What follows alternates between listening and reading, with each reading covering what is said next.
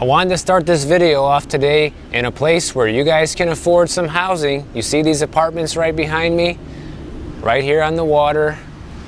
Beautiful view back here, okay? There's two one-bedrooms for sale here. One's $315,000 and one is $330,000.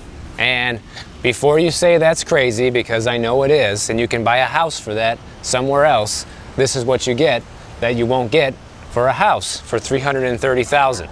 So that's the reason I wanted to just start the video over here today, because that's the number one complaint I get is, oh, nothing's affordable.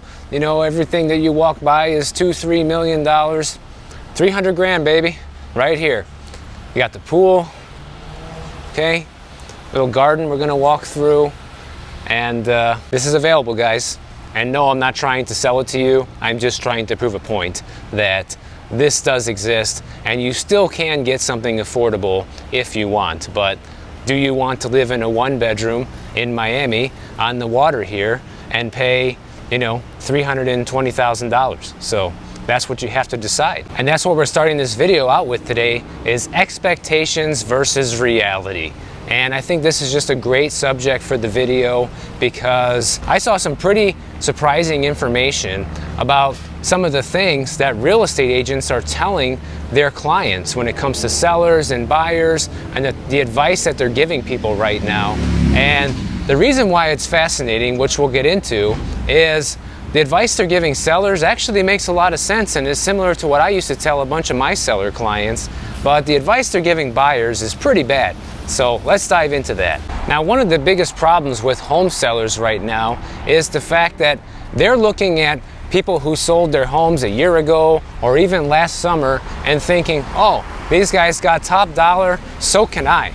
But there was a great story today from a real estate agent that's been giving their clients reality checks. In fact, she even had to walk away from a listing that the seller wanted to price way too high, and the seller ended up hiring several different real estate agents, too high of a price, never sold the place, and ended up crawling back to the original real estate agent that actually knew what they were doing to get this place sold. And this real estate agent is giving some good information to her seller clients because she's telling people, listen, forget about what sold 6 months ago or a year ago. That's irrelevant. We need to be looking at what's selling in the last 30 to 60 days. Even 90 days is a stretch, guys, because the further back you go right now, the higher prices were, and it's just more of an unrealistic starting point for any type of new listing right now. And so in order to come up with a price for her seller clients, she's looking at only comps in the neighborhood that sold in the last 60 days. That's it.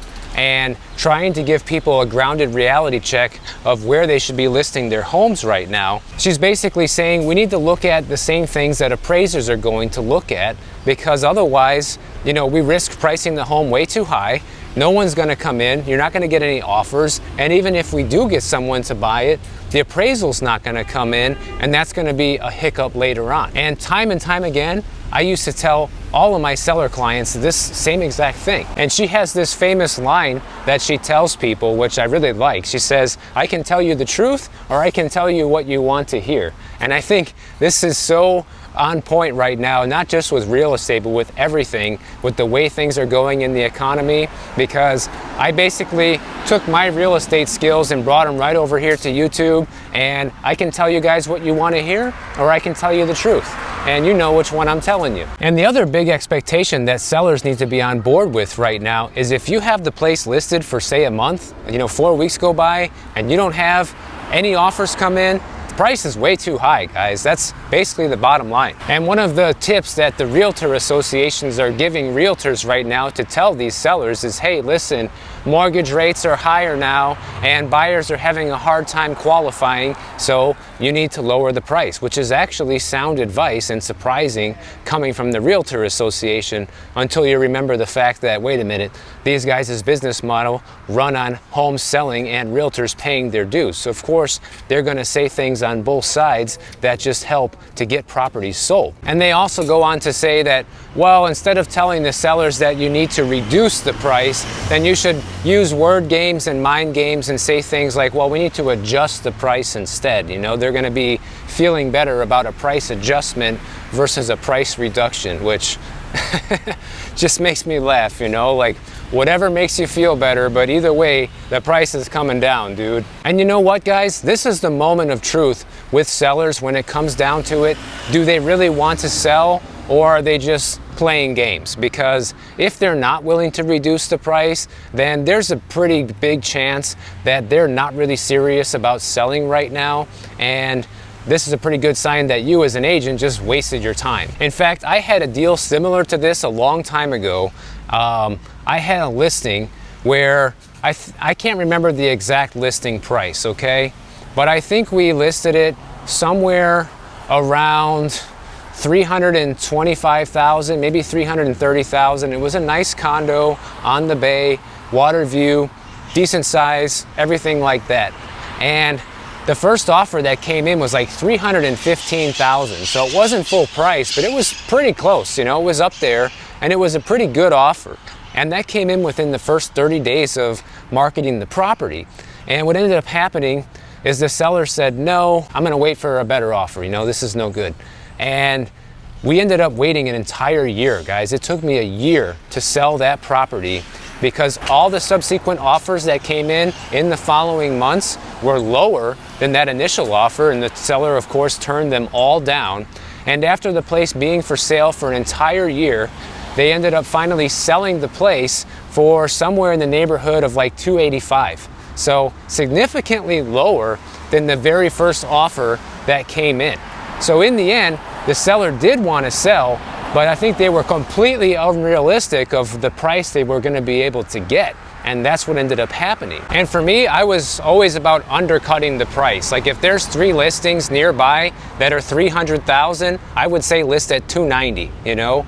Undercutting the competitors is the surest way to get the most listings and to get offers in quickly. And in some circumstances, you might end up actually selling the house for slightly more because the price is better, you know, if there's a little bit of competition created. But people don't usually want to do that. The typical method that most sellers want to go for, even in an up market or any time, is they always want to start off high and then start price reductions and just bring it down and bring it down without realizing that every month that your house sits on the market, the less desirable it becomes in the eyes of buyers, because buyers see this property sitting on the market for 4 to 6 months, hasn't sold, with a bunch of price reductions, and they think A, what's wrong with this place, and B, they're probably getting desperate.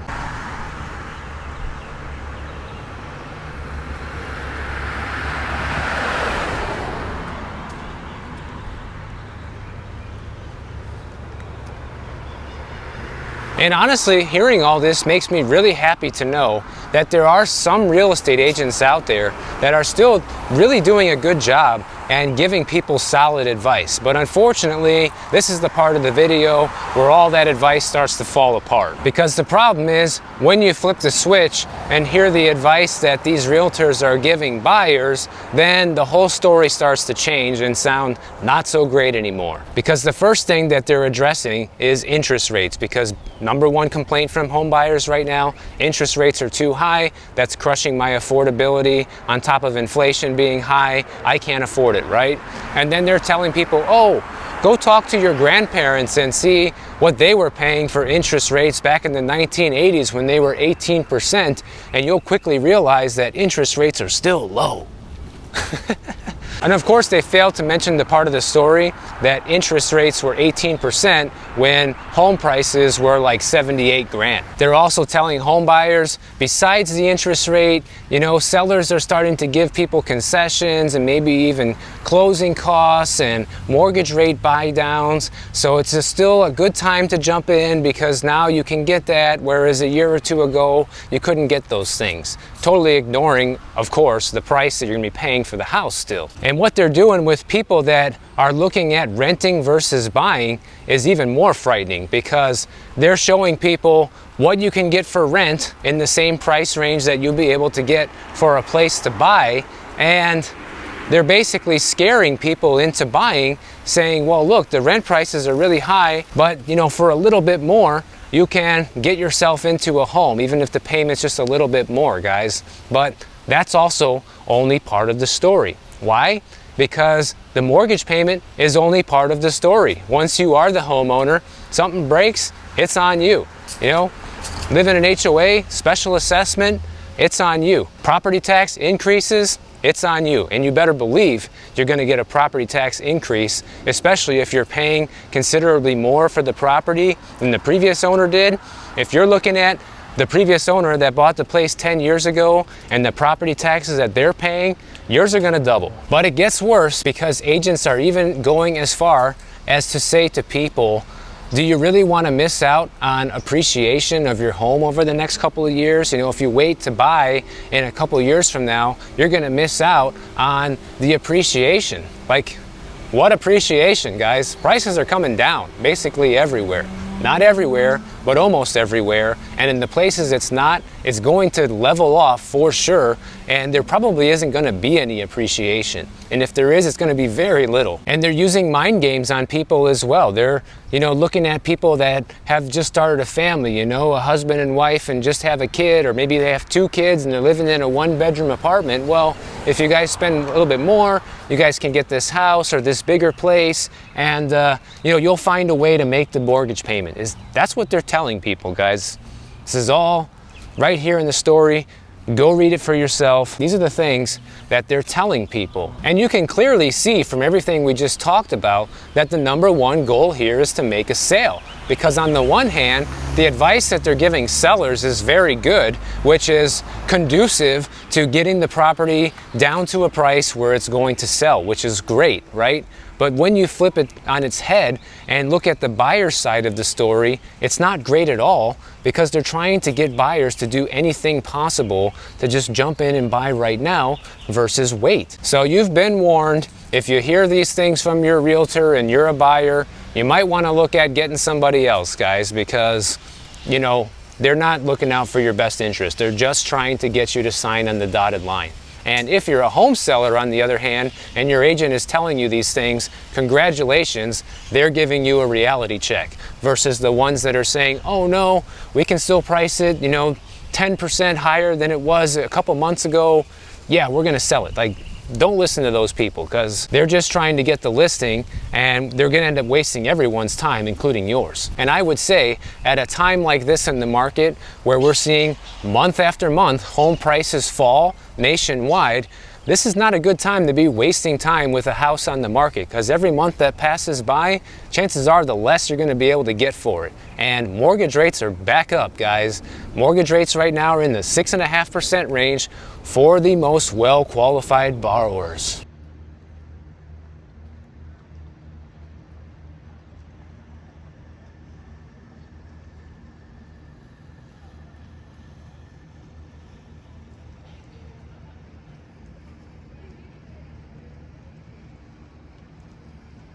Here's an interesting part of the market right now. Foreclosures are still at a pretty low number compared to where they used to be pre-pandemic, but the amount of vacant homes that's out there is actually pretty high. It was just reported from Adam for the first quarter of 2023 that the vacant property index is at about 1.3 million vacant properties across the United States.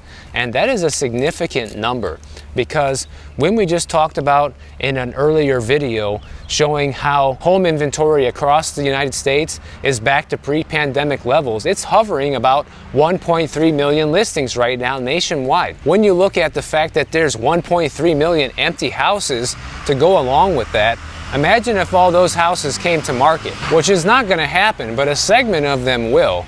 But, you know, that would be doubling the inventory overnight if something like that were to happen. But it was found out with this study that out of those 1.3 million empty homes, about 300,000 of them are empty properties that are in the foreclosure process. No one's living in this place. Probably those dilapidated houses that you see sometimes. Those are the properties that are sitting empty as well. But make no mistake, foreclosures are ticking up. They're up 5% from the fourth quarter of 2022, and they're up 30% from the first quarter of 2022 a year ago. So make no mistake, foreclosure filings are on the rise, and we haven't even seen anything yet when it comes to the amount of potential foreclosures that could be seen over the next few years. Because you got to remember, the foreclosure process is a very long, drawn out process, can take in excess of 3 years from start to finish in many places. So it's going to be a long time before you really start seeing a lot of them. And the other thing is, when we have these price declines, what also goes away with these price declines is the amount of home equity people have. At the peak of the housing market back in June of 2022, there was an estimated $47.7 trillion in home equity throughout the country. And now, at the end of 2022, it's down to $45.3 trillion. So we're talking a $2.3 trillion loss in equity in just 6 months. And you know, whether or not you think that's significant, it is. Because check this out. This is the largest June to December drop in home equity that we've seen since when? 2008. I mean, you can't make this stuff up, guys. I just am in shock every time I come across one of these statistics. But of course, there are places that are defying all odds and home values are still up and they didn't see losses last year. And where's the number one place? You're looking at it, guys. Miami is the top of this list. Home equity in Miami last year went up 19.7% on average. And right behind it was Northport and Sarasota, Florida, up 17.8%. Knoxville, Tennessee went up 17.7%. Charleston, South Carolina went up 17.4%. And Lakeland, Florida went up 16.9%. So I get it. You don't have to explain to me that some markets aren't crashing and we're not seeing the slowdown here and this and that. I live in the hottest place still when it comes to the amount of appreciation that has been seen. So I understand the madness. You don't have to explain it to me. But even though I live here and I see this trend here that's literally contradicting what's happening nationwide, I'm still smart enough to realize that this is happening in a lot of other places, and it's also not going to last, okay? And here's some places that are seeing the biggest losses in home equity. San Francisco, they've lost 6.7% of their equity. Oakland, they've lost 4.5%. San Jose, they're down 3.2%. New York is down 1%. Seattle's down 0.4%. Boise, Idaho's down 0.3%. So these are the places seeing the biggest losses in home equity. And remember, home equity is different than home prices because home equity can be different based on the region because, you know, people bought properties and then they shoot up in value and then they start coming down, and that determines the amount of equity that people have versus the selling prices is just a much different figure. So keep that in mind. And you know, the most fascinating part about this home equity study that I found is that when they looked at different regions and the most dangerous places that have flood risk and heat risk and storm risk and things like this that are just volatile areas to live in when it comes to climate, check this out. Flood risk homes outperformed low flood risk homes, okay? So flood risk homes saw an increase in 8.8% of their equity versus low flood risk homes, 5.5%.